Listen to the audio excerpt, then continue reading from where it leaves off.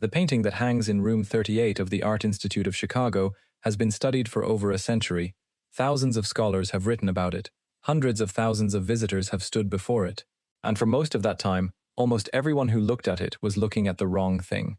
The canvas in question is one of Claude Monet's Water Lilies, painted in the years between 1906 and 1926, during the long final chapter of his life at Giverny. On its surface, the painting appears to do exactly what Monet's late work is supposed to do: dissolve the boundary between reflection and substance, collapse the horizon, give the eye nowhere to rest and everywhere to travel. The pond is there. The lilies float. The light moves across the water in the way that only Monet's hand seemed capable of capturing.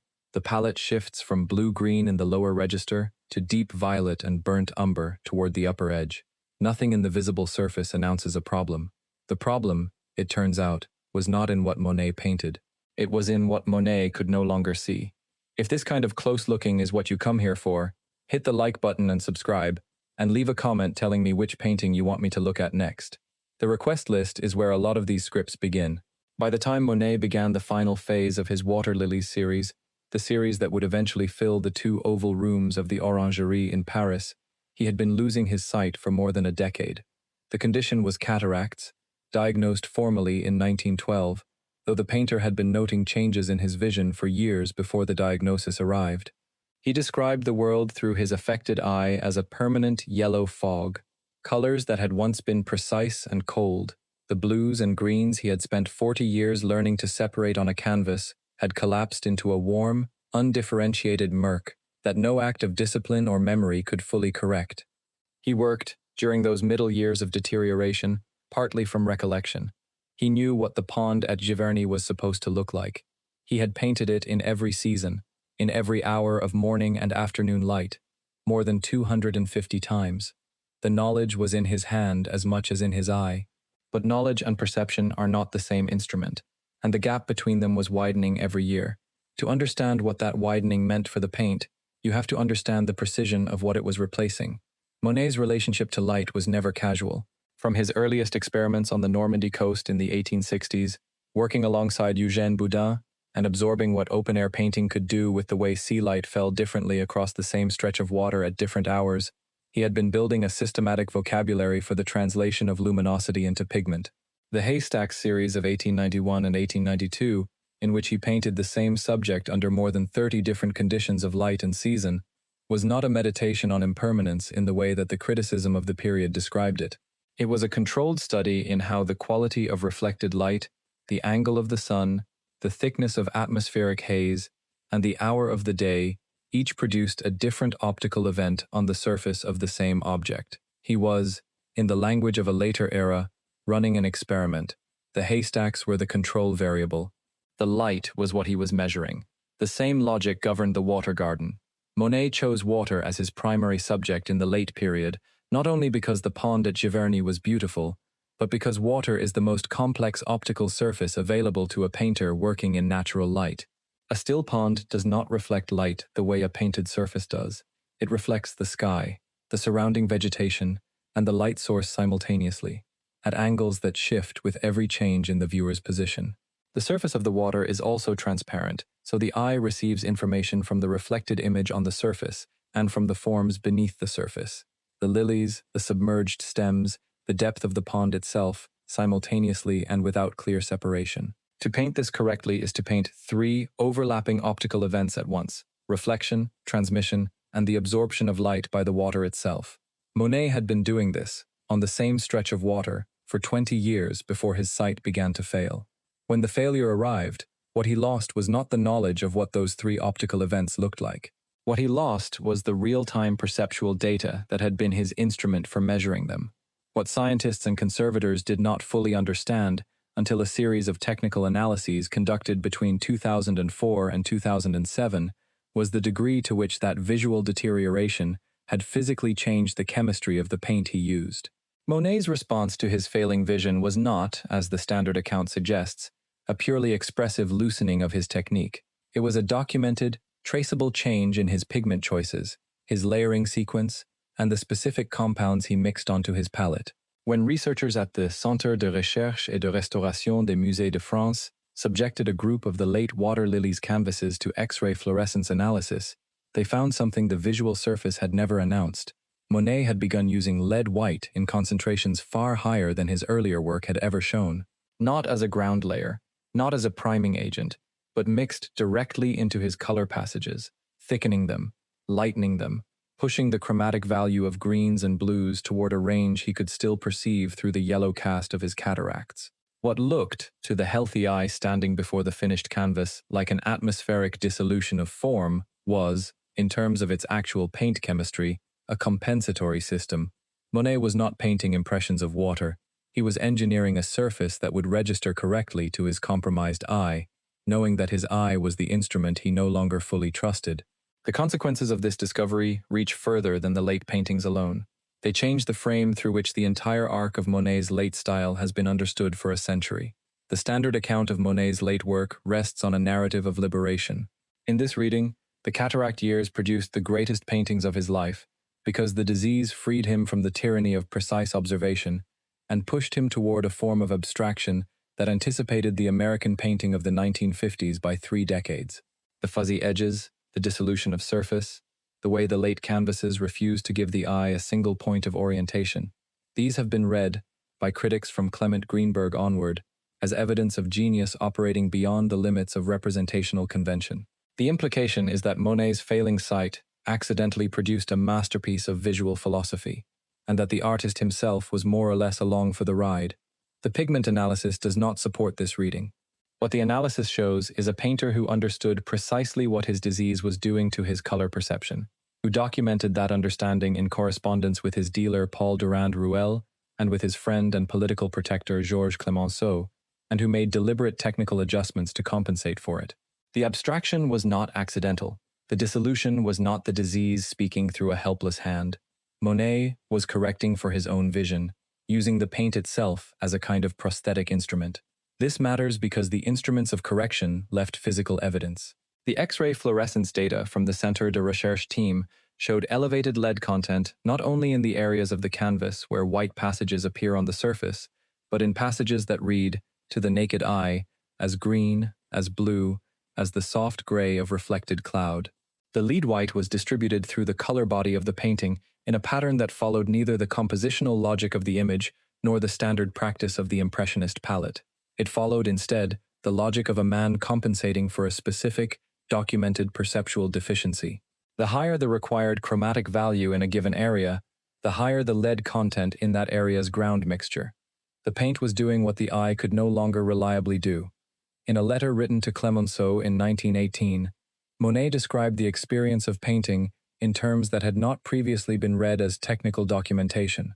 He wrote of seeing colors that no longer corresponded to what he knew them to be, of greens that had gone brown and blues that had gone yellow, and of his attempts to identify them by the position of the tubes on his table rather than by the color in the tube. Art historians had read this passage as evidence of the painter's despair. The pigment analysis gave it a different meaning entirely. Monet was not describing despair. He was describing a system. The letter also contains a detail that the Centre de Recherche team found significant. Monet mentioned, in the same correspondence, that he had taken to labeling his tubes with small paper tags, indicating their chromatic value, rather than relying on the color of the paint as it appeared on the tube's exterior. This practice, which no biographer had previously identified as technically significant, aligned precisely with what the X-ray fluorescence data showed in the canvases, a systematic, not an instinctive, approach to the problem of painting under color blindness. He had built a reference system external to his own perception and used it to map the palette he could no longer read directly. The studio at Giverny, in those years, was less a space of spontaneous creation than a laboratory in which perception itself was the problem being solved. Monet had never been indifferent to the technical side of his practice. From his earliest work in Normandy through the Haystacks and Rouen Cathedral series of the 1890s, he had been methodical about the relationship between pigment chemistry and observed light. He experimented systematically with the decomposition of sunlight across different surfaces, returning to the same motif at different hours, specifically to isolate how the quality of light changed the optical behavior of the paint layer. This is not the practice of an artist who works by instinct. It is the practice of an artist who understands color as a problem in physics as much as a problem in feeling. When his vision failed, he applied the same methodical intelligence to the failure, He did not surrender to what his eye was doing. He studied it. The record of that study is in the canvases themselves, and it is more detailed than anyone recognized until the technical analyses of the early 2000s gave scientists the means to read it. The X-ray fluorescence mapping of the late panels revealed not only the elevated lead-white concentrations, but a pattern in how those concentrations were distributed across the canvas surface. In areas of the composition corresponding to direct sky reflection, where the optical value of the water surface would be at its highest, and where the cataract-affected eye would experience the greatest difficulty distinguishing between blue-white and yellow-white, the lead concentrations were highest.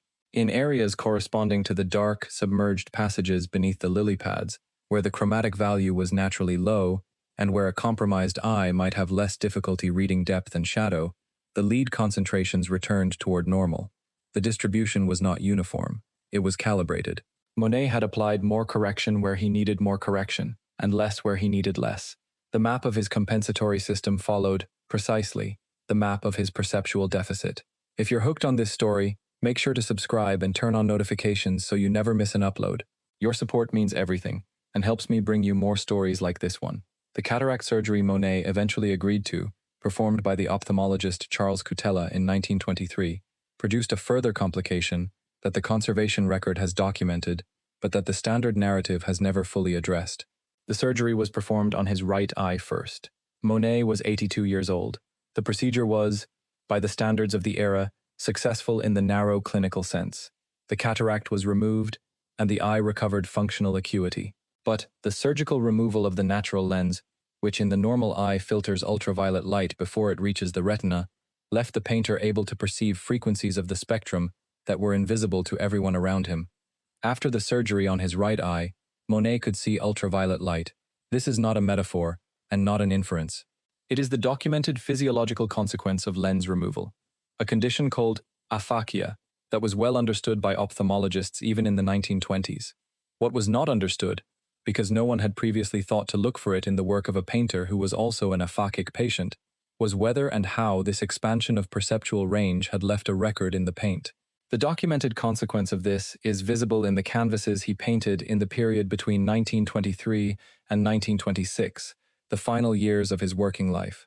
The blues in these paintings are not the blues of the earlier water lilies. They carry a frequency, a particular cold luminescence in the upper registers, that researchers studying the spectral reflectance of the pigments have linked directly to the ultraviolet sensitivity Monet acquired after surgery.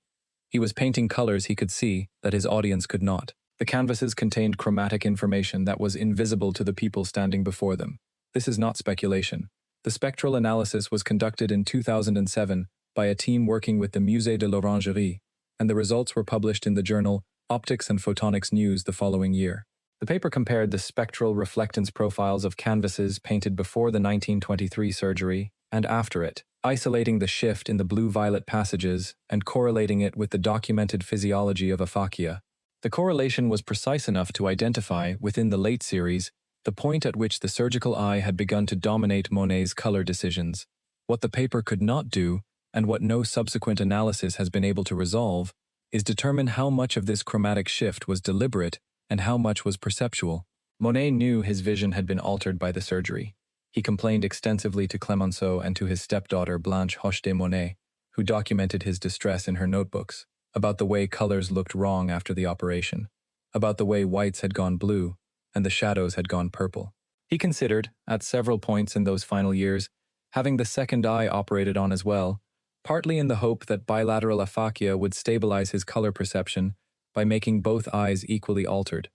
He was, in other words, thinking about his vision as a technical system, a system that had been unbalanced by the intervention and that might be rebalanced by a further one. The question of whether Monet understood that the wrongness was, in part, an expansion rather than a corruption of his perceptual range is one the archive does not answer. What the archive does record is that Monet did not stop painting. He produced the large-scale panels destined for the Orangerie in the final years of his life, working in the studio he had built at Giverny specifically for the project, under artificial lighting conditions he had designed, with the help of an engineer to mitigate the way natural light shifted through the skylight and complicated his already unstable color reading. He died in December of 1926, 8 months after the Orangerie installation had been formally dedicated. The panels he had spent the last decade of his life producing were on the wall. The man who had engineered them from behind two failing and then surgically altered eyes did not live long enough to see what the public made of them. The public, as it turned out, was not immediately certain what to make of them. The reception of the Orangerie water lilies in the years following Monet's death was not the canonical triumph the subsequent century would construct. Critics who had championed the Impressionist movement found the scale and the dissolution of form in the late panels disorienting. The dissolution that would later be read as visionary was, to the audience of the late 1920s, simply incomplete. The panels were large, the brushwork was loose, the surface lacked the precision that Monet's middle period had trained the eye to expect. Several critics described the donation to the French state as an act of generosity that did not necessarily serve the donor's reputation. One review from the Paris Press of 1927, quoted in Paul Hayes Tucker's scholarship on the Orangerie Commission, described the installation as evidence of what age does to a painter who has outlived his own powers. The first was the post-war reassessment, driven partly by the emergence of abstract expressionism in New York and the retroactive construction of Monet as its forefather, a figure whose late work had been misread as decline when it was in fact prophecy. André Masson wrote in 1952 of the water lilies as the Sistine Chapel of Impressionism. The American critic Thomas Hess placed Monet in direct lineage with the painters of the New York school. By the 1960s, the critical consensus had reversed almost entirely. The late panels were not the products of a painter losing his grip, but of a painter arriving at a truth that the rest of Western painting would not catch up to for another 3 decades. That reversal was important, and it was not wrong. The late water lilies are extraordinary paintings, and the critical rehabilitation of the 1950s and 60s identified something real in them, a quality of spatial experience and chromatic scale that the earlier Impressionist paintings did not achieve. What the critical rehabilitation could not identify, because it had no access to the physical evidence, was the mechanism. Critics were describing the effect correctly and attributing it to the wrong cause. The liberation narrative was plausible because the paintings looked like what a liberated painter's work would look like. The paint chemistry showed that they were made by a confined painter who had developed an unusually sophisticated strategy for working within his confinement. The second stage of rehabilitation came with the conservation campaigns of the 1970s and 1980s, when the physical condition of the Orangerie panels was documented in detail for the first time, and the technical achievement of the late painting became, for conservators and scientists rather than critics, the primary subject of interest. The 1970s assessment revealed that the panels had suffered significant damage. The varnish applied to some sections of the surface had yellowed severely, pushing the cool passages of the painting toward a warmth that the spectral analysis would later confirm was not Monet's intention. Several areas showed cracking, consistent with the high lead white content the X-ray fluorescence would eventually measure. The paint layer in a number of passages had developed a phenomenon conservators call blanching, in which the refractive index of the lead-heavy paint body changes with age and the surface loses its optical transparency, becoming chalky and flat in a way the painter could not have anticipated. The conservation work undertaken between 1977 and 1979 stabilized the surface, but did not remove the yellowed varnish entirely, a decision that remains contested in the conservation literature. What the conservation record shows, taken together with the spectral analysis and the archive of Monet's correspondence from the cataract and post-surgical years, is a body of work whose meaning has been consistently misattributed. The late water lilies are not evidence of a painter freed by disease from the constraints of observation. They are evidence of a painter who responded to the constraint of disease with a technical precision and a systematic intelligence that the visible surface was never designed to announce. Monet did not want the viewer to see the compensation. He wanted the viewer to see the pond. The pond he painted was real.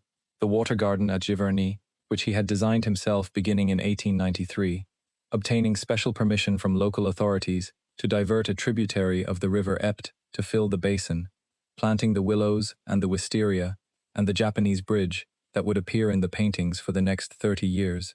The garden was, from its inception, an act of composition as much as horticulture. Monet was not painting a found landscape. He was painting a landscape he had built for the specific purpose of painting it. The subject and the representation were both his creations.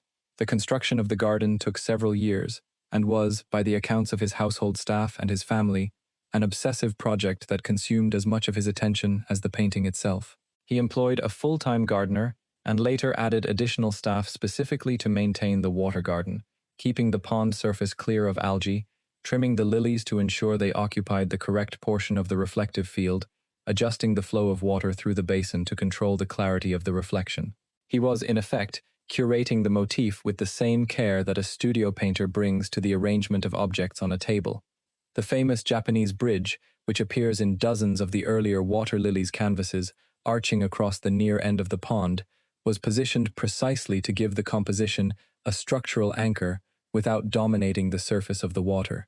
It was, in compositional terms, a frame within a frame, and Monet knew exactly what he was doing when he placed it there. In the final decade of his life, the man who had designed the garden could no longer see it clearly. He walked its paths by memory. He directed its maintenance by habit and instruction.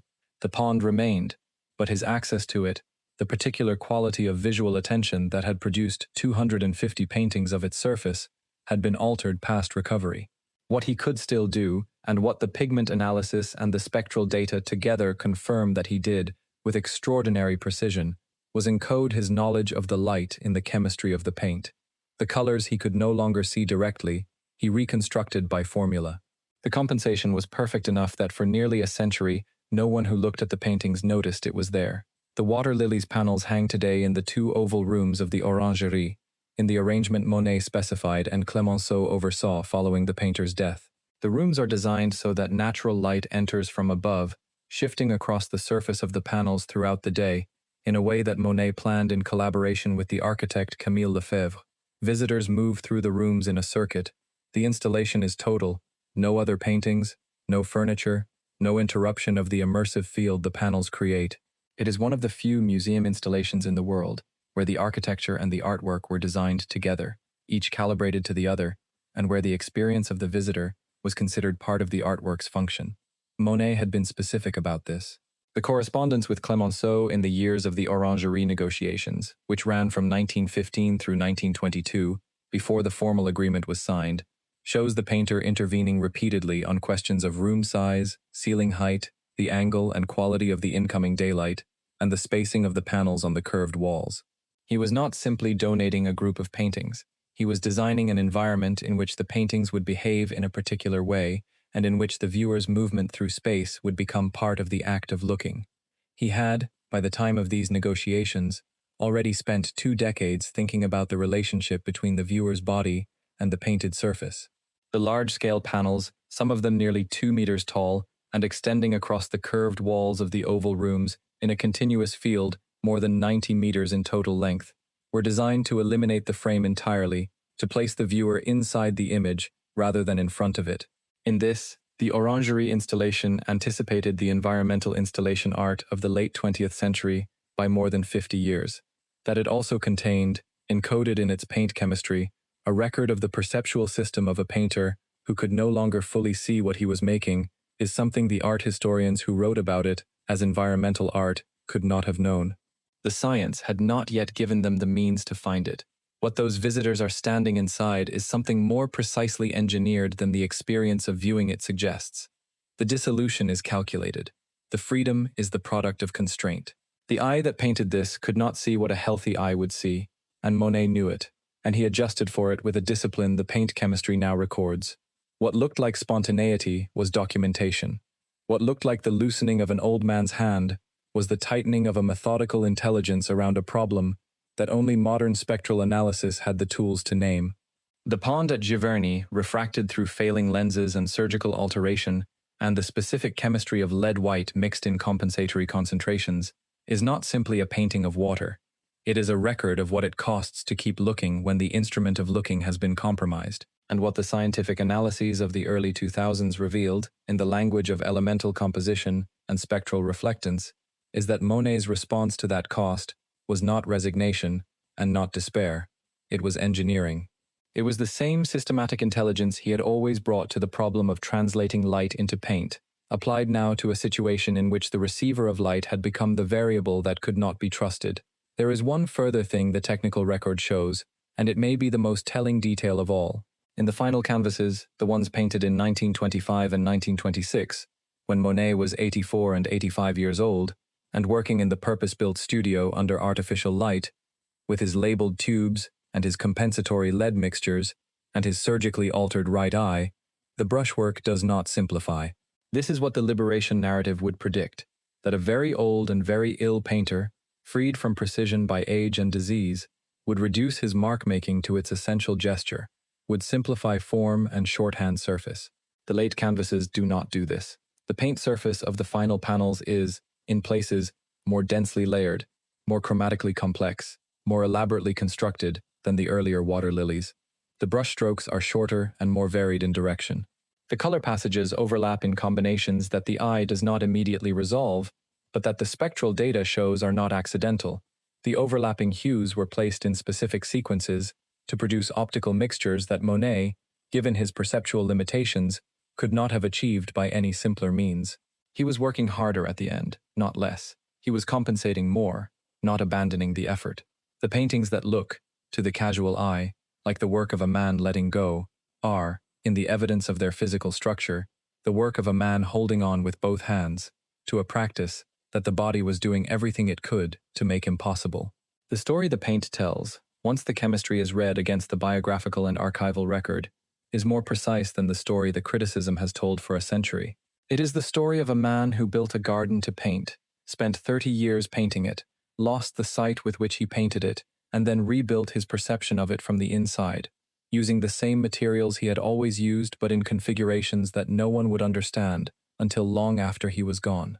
The gap between what Monet could see and what he put on the canvas was not the gap of decline, it was the gap of compensation, and it is visible now, in the data, as one of the most deliberate acts of technical intelligence in the history of painting. The next time you stand in one of those oval rooms, you will not be looking at the same painting you walked in to see. Thank you so much for watching until the end. If you loved this story, check out the other videos on your screen now. I think you'll really enjoy them. And don't forget to subscribe if you haven't already. See you in the next story.